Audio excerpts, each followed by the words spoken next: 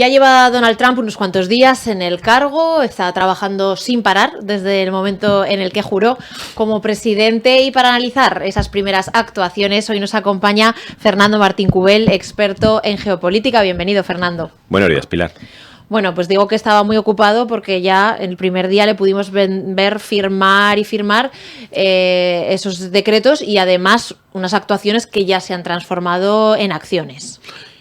Sí, este hombre y su administración ya desde el primer día evidentemente quiere generar una imagen ya de bueno, que hemos venido aquí a hacer cosas.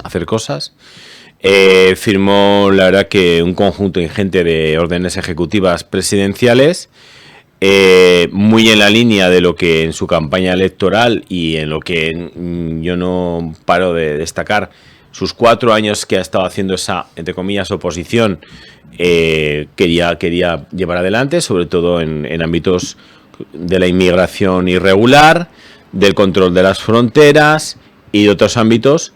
Y bueno, esas órdenes ejecutivas ya las tenemos firmadas, ¿no? Y ahora esto empieza a rular, ¿no?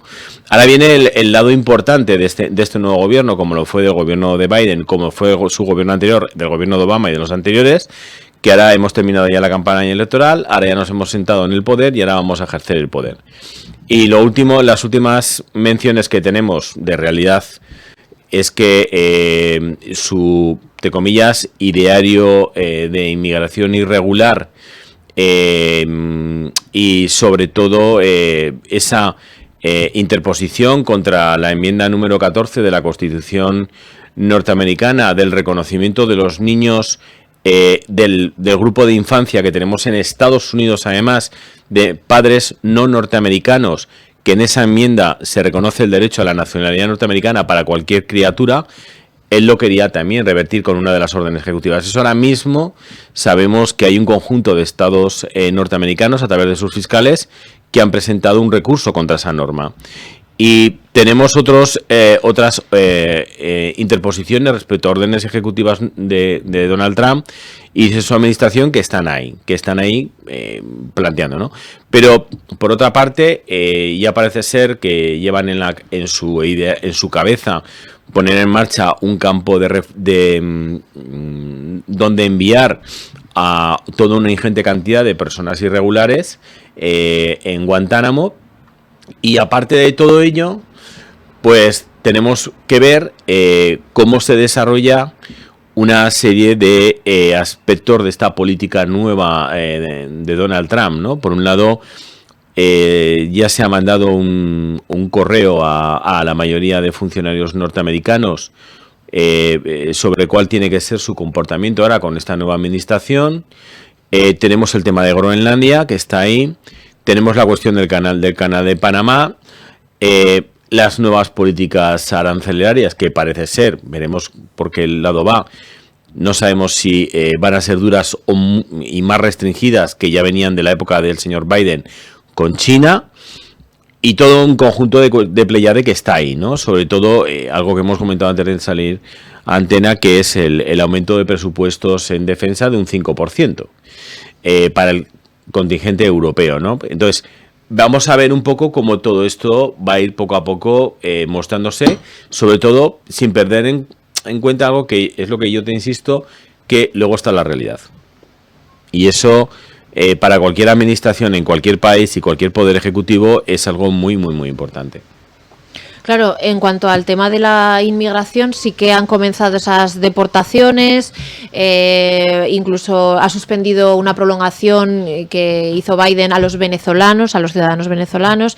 Vimos ese pequeño encontronazo con Colombia y incluso la policía, ¿no? El ICE, los que se encargan de ir a buscar a estos inmigrantes que están haciendo redadas en centros de trabajo. Hemos visto también situaciones en el campo, por ejemplo, que no acuden los trabajadores por miedo a encontrarse con la policía. Esto va a tener también unas consecuencias en el panorama laboral, ¿no? En que salgan adelante las cosas o que se encarezcan ciertos productos. Algunos empresarios puede que se queden sin mano de obra. Sí, y hay algo también realmente importante, y es que lo que muestra esta realidad, como pasa en muchos países, es que tenemos un conjunto de puestos de trabajo y yo creo que esto es algo que hay que hablarlo. Si es que es lo que toca, en donde la sociedad no va a ellos. La sociedad de origen, esa sociedad nativa que vive norteamericana, la española, me da igual. No entro ahí a cuál, ¿no? Sino que se hace necesario el aporte de esa población inmigrante que ocupe esos puestos de trabajo. Y en parte es con población, con inmigrantes regulares, pero no hay que olvidar que hay una realidad de inmigración irregular. Y esto nos está pasando aquí como en cualquier otro país. Y ese tema no se termina en la mayoría de los países de adecuar, de decir, bueno, ¿qué hacemos con esta población, no? En Estados Unidos esto sucede. Entonces, y estamos hablando seguramente de una cifra muy importante de inmigrantes irregulares que han entrado, que están trabajando y que lo que evidentemente quieren en la mayoría de sus casos es una regularización de su situación, ¿vale? Entonces, lo que se intenta es sacarlos de este mercado laboral, pero si tú los sacas, lo que tú comentas, ahí alguien tiene que ir a ocupar esos puestos de trabajo. Entonces, esa población norteamericana nativa no parece ser que quiera ir, porque sabe lo que es el tipo de puesto, el coste laboral, lo que les pagan, y no quieren ir a esos puestos. Entonces, ahí se genera una realidad, una tensa realidad laboral que de alguna manera el gobierno norteamericano lo va a tener que resolver. Y luego hay un segundo tema, una segunda deriva que me parece muy importante, que es la tensión sobre, y esto lo he hablado en estas semanas atrás, sobre las cadenas de producción global, yéndonos un poquito más, dando un pasito más en lo que tú planteas, que es que aquí establecemos aranceles, pues vamos a establecerlo a zonas económicas como puede ser, si se da el caso de la Unión Europea, si se da el caso de China, X, pero tenemos que tener muy presente que allí lo que hay son cadenas de valor de producción. Apple, Stellantis, la Ford, podemos poner lo que pongamos de nombre. Y vamos a perjudicar a esas cadenas de producción cuyo valor, cuyos productos luego se venden en el mercado norteamericano. Entonces, hay que ver un poco también qué tipo de políticas arancelarias el gobierno de Estados Unidos va a establecer. Y es verdad que creo que en ciertas zonas del mundo Estados Unidos va a tener un papel predominante de interponer lo que son aranceles, como ha pasado con Colombia, como parece ser que lo quiere hacer ahora con los BRIC también, para que no se vayan hacia otro lado en el orden internacional, sino que se queden junto al orden internacional que Estados Unidos propone. Pero eso no es una política que se pueda ejercer en todas las zonas del mundo, porque al final terminará perjudicando también al propio Estados Unidos. Como decías, esa campaña también pues mostraba otros valores como la negación del cambio climático, se sale del Acuerdo de París, nombrar a una persona antivacunas como responsable de sanidad, se sale de la OMS, Donald Trump también, movimientos, como decías, que reafirman esa campaña, ese programa. Ese programa que él lleva, que evidentemente y su administración lo puede poner en marcha, igual que también, si no recuerdo mal, ha suspendido la aplicación que había aprobada por parte de la OCDE, creo no equivocarme, de un 15% sobre los ingresos de las grandes corporaciones. Bueno, igual que recuperar el que el petróleo sea un elemento fundamental de esa nueva economía norteamericana. Bueno, yo creo que esa es una manera de orientarse para intentar recuperar una presencia en el mundo desde el punto de vista económico y ser un agente potente en lo económico y en lo financiero, pero parece ser que la realidad puede ir por ahí, pero puede ir por otros ámbitos, sobre todo porque hoy día lo que estamos viendo es un mundo en el que hasta hace nada, parece, después de la finalización de la Guerra Fría, había quedado Estados Unidos como un país ganador. Esa no era la realidad. En el fondo lo que había era una crisis del orden internacional ya con la caída de este orden establecido en la Guerra Fría y que ya venía de atrás, y en el que lo que sabemos hoy día es que no solamente Estados Unidos, con todo su poder, porque hay que reconocerlo, que lo sigue teniendo, sino que aparecen otros actores, sobre todo el caso chino, y yo creo que también tendría que ser el caso de la Unión Europea, y no olvidemos India y todo lo que emerge ya de África, que tienen que empezar a tener una voz. En la última reunión de cambio climático, que creo que fue en Bakú, allí ya hubo países que están teniendo un peso en lo económico poco a poco, que están diciendo, oiga, yo tengo una presencia ya. No soy alguien que estaba en el escalafón último, no, yo ya empiezo a crecer, a tener un desarrollo. Yo que también quiero tener una voz en la cuestión climática. Es decir, queremos hacer la transición, queremos tener un peso determinado. ¿Que Estados Unidos se sale?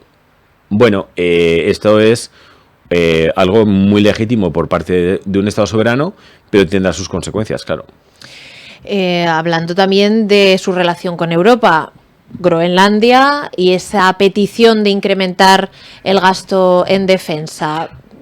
¿Qué crees que va a ocurrir en este escenario? Pues en primer lugar, en el tema de gasto de defensa. Yo creo que las personas que nos están viendo y escuchando tienen que tener una cosa muy clara. Es decir, Rusia, creo que ahora mismo su presupuesto en euros o en dólares, creo que en euros, está en unos 100 y pico mil millones. El conjunto del gasto de defensa de los países de la Unión Europea, no de los países OTAN. Unión Europea está superando los 300.000 millones de euros. Es decir, estamos en 3 sobre una cantidad de 1 ruso. La diferencia es a nuestro favor.